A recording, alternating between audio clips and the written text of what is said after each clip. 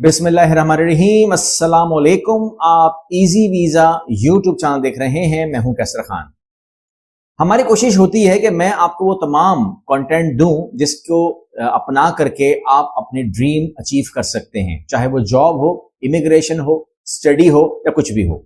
यहां पर आप लोग कहते हैं कि जी मेरी एज बहुत कम है, तो हम आपको कहते हैं कि जी आप वोकेशनल इंस्टीट्यूट में दाखिला ले लें। ठीक है, 2 साल का कोर्स होगा, आपको फीस देनी नहीं है, आपको बहुत कुछ फायदा होगा और जॉब कंफर्म होती है। आपको मैंने जॉब के भी आइडियाज दिए, आपको मैंने प्रोग्राम्स दिए, आप हमारे प्रोग्राम पर आकर हमारी असिस्टेंट्स लेकर के आप वो काम भी कर सकते हैं। इमिग्रेशन के लिए भी हाजिर हैं, स्टडी के लिए भी हाजिर हैं। लेकिन यहाँ पर एक मामला जरूर होता है कि जब हम जॉब की बात करते हैं तो हमारी वीडियो के अंदर एक चीज लाजमी आती है, वो ये है कि जब मैं कहता हूं कि फला मुल्क के लिए उम्र की हद 45 साल है, तो एक कमेंट जरूर आता है कि मेरी उम्र 47 साल है, मैं क्या करूं। या मैं कहता हूं कि उम्र 55 साल है, तो फिर आप कहते हैं मेरी उम्र 58 है, मैं क्या करूं।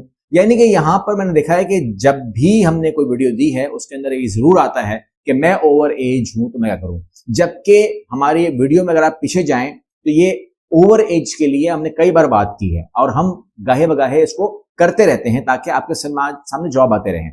अब मैं कोशिश करूंगा कि मैं आपको वीडियो के एंड में और सवाल के जवाब भी दूं, क्योंकि ताकि मुझे वहां पर टाइप करना इतना बड़ा इशू है कि अगर मैं वहां पर करूंगा तो मैं आपको कोशिश करूंगा कि मैं आपको दे दिया करूं जवाब सब तमाम के तमाम, लेकिन बाद में कर लेंगे।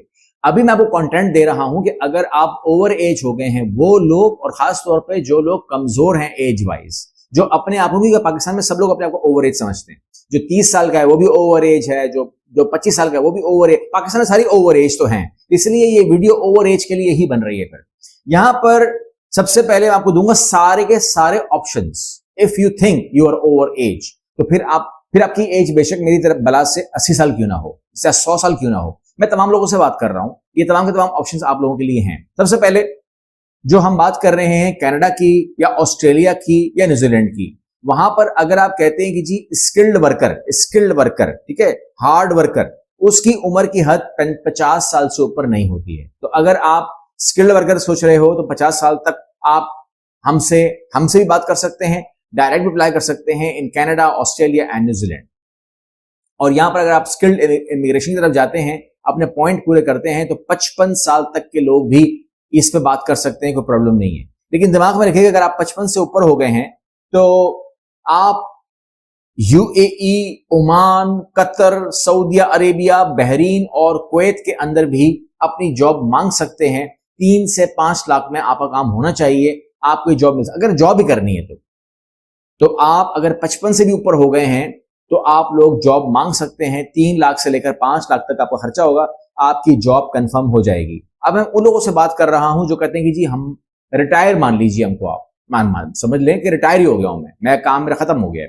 तो कुछ कंट्रीज ऐसी हैं जो रिटायरीज के लिए 50 साल, 55, 60 साल उन सबको अट्रैक्ट करती है। उसमें जो नाम आते हैं, नंबर 1 के ऊपर थाईलैंड आता है। थाईलैंड बहुत कोशिश करता है कि लोग अपनी रिटायरमेंट की जिंदगी वहां गुजारें, और मेरे हिसाब से उस उम्र में पाकिस्तानी तो गुजारना चाहेगा थाईलैंड के अंदर अपनी एज। तो यहां पर मामला यह है कि आपको करना ज्यादा है भी नहीं, क्योंकि ये कहते हैं कि अगर आपके अकाउंट में लगभग पाकिस्तानी 60 लाख रुपए हो, देना नहीं है उनको, 60 लाख रुपए हो रिटायरमेंट के बाद, और अगर रिटायरमेंट के बाद 60 लाख भी ना मिले ना, तो फिर जो है ना आप छुपा रहे हैं पैसा, और आपकी मंथली पेंशन हैंडसम आ रही है, तो आप थाईलैंड में अप्लाई कर सकते हैं। इसके बाद मलेशिया माय सेकंड होम है, MM2H। मैं MM2H की डिटेल दे दूंगा नीचे, अब बहुत लंबी डिटेल है, वो पढ़ लीजिएगा। आपको मलेशिया में सेकंड होम का 10 साल का वीजा मिल जाता है, आप पूरी फैमिली के साथ वहां पर रह सकते हैं। इसके अलावा आपको फिलीपीन भी आपको रिटायरमेंट के बाद आपको अलाउ करता है कि आप आ सकते हैं। अगर आपकी उम्र 50 साल है, 60 साल है, तो आप आ सकते हैं, और यहाँ पर भी कोई इतनी बड़ी को खर्चा नहीं आएगा।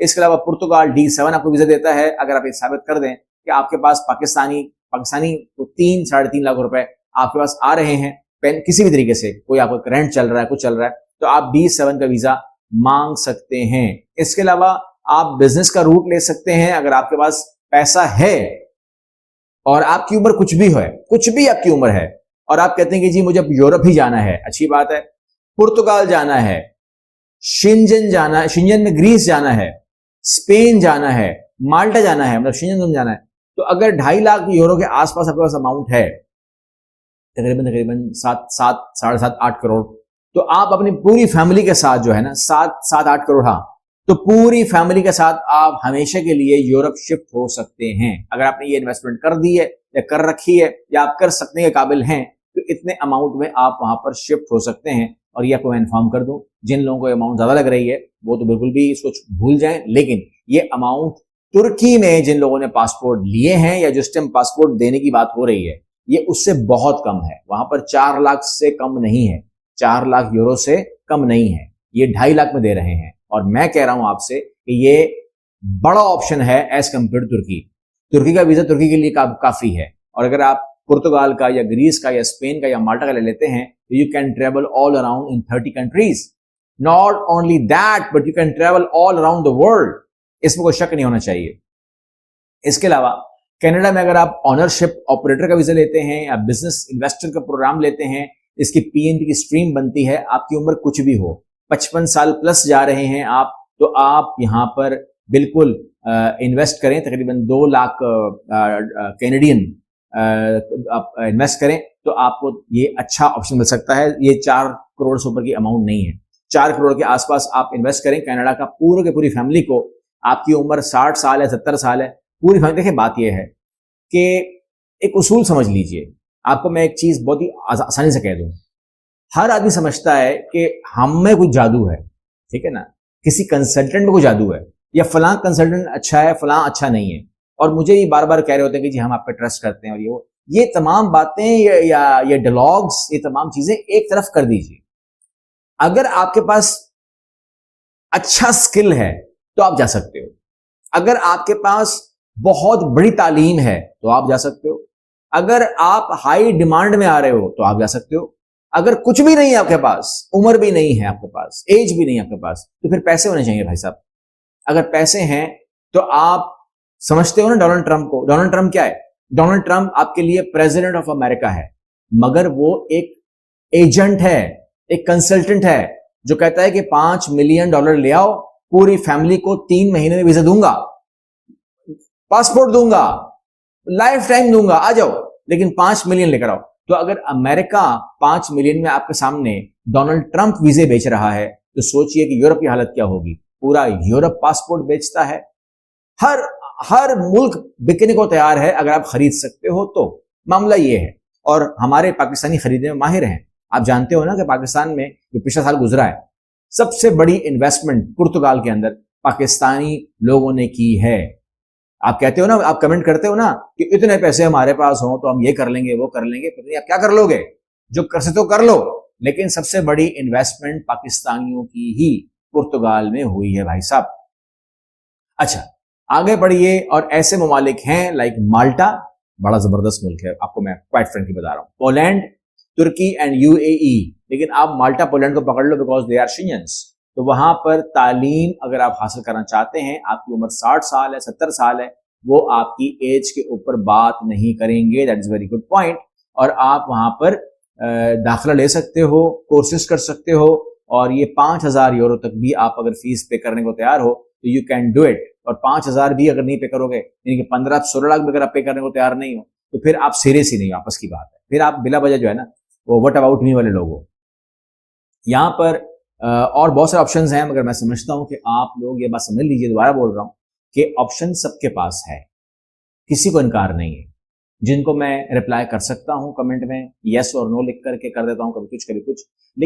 लेकिन सीरियस हो जाइए, आपको बता रहा हूं। मैं समझता हूं कि जो कमेंट्स आते हैं, जो क्यूरी आती है, जो फोन आते हैं, मैं एक बार को इन्फॉर्म कर दूं, 90% लोग सीरियस नहीं है। 90% लोग सीरियस नहीं है। 10% लोग सीरियस भी हैं, खामोशी से काम करते हैं। जब उनका वीजा लग जाता है तो मैं उनसे कहता हूं कि प्लीज आप थोड़ा सा 2 अल्फाज बोल देंगे, या कुछ आप कुछ कसम से वो बोलते हैं कि नहीं सर, हमने बताना ही नहीं है किसी को, हम अपने खानदान को नहीं बता के जा रहे। चुपचाप अपना काम करते हैं, खामोशी से हमारे साथ अटैच होते हैं, और कहते हैं कि सर मेहरबानी होगी अगर कोई हमारे बारे में पूछे तो बोलिएगा कि हमें पता नहीं है। और अक्सर लोगों ने हमें कहा है कि हम जहां हैं हमारी फैमिली को भी नहीं पता, यानी कि फैमिली से मुराद जो खानदान होता है ना आपका, उनके खानदान को भी नहीं पता कि वो कहां बैठे हुए हैं इस टाइम। बताया हुआ है कि हम सऊदी अरब में हैं या दुबई में हैं। वो दुबई सऊदी अरब में नहीं होते, वो यूरोप में हैं, क्योंकि हम लोग करते हैं ना यूरोप वहां से भी। तो वो कहते हैं कि सर मैंने बताया ही नहीं है। हम अगर बता देंगे ना कि हम यूरोप में हैं, हमारे रिश्तेदार हमारा खून पी लेंगे। एक तो आह लग सकती है उनका हिसाब से, दूसरा वो हमारा खून पी लेंगे, तो खुद तो पहुंच गए, दुश्मनियां हो जाती हैं, खुद तो पहुंच गए खामोशी के साथ, हमारा काम नहीं कर रहे, ठीक है ना। तो भाई अब उसकी मिसाल ये है कि सगा भाई हो या बहन हो, वो भी कहती है कि यहाँ मत आओ, बहुत परेशानी है, तकलीफ है, वजह कुछ भी हो सकता है कि वजह यही हो कि यार आएगा तो हमारे घर में ठहर जाएगा, ठीक है ना। अगर अगर भाई है तो भाभी को दिल नहीं कर रहा, अगर बहन है तो हस्बैंड का दिल नहीं कर रहा, ऐसा कुछ भी, तो मैं उनसे शिकायत करता भी नहीं हूं। मैं कहता हूं कि आप भी सीरियस हो जाएं, यकीन जानिए, सारा काम खुद कर लो, सारा काम खुद करो अपना, किसी कंसल्टेंट को हायर मत करो, किसी को मत पूछो, कोई फोन मत करो, खामोशी से काम करो, लेकिन हिम्मत जरूर करो, कोशिश जरूर करो। अगली वीडियो मिलते हैं। अल्लाह हाफिज।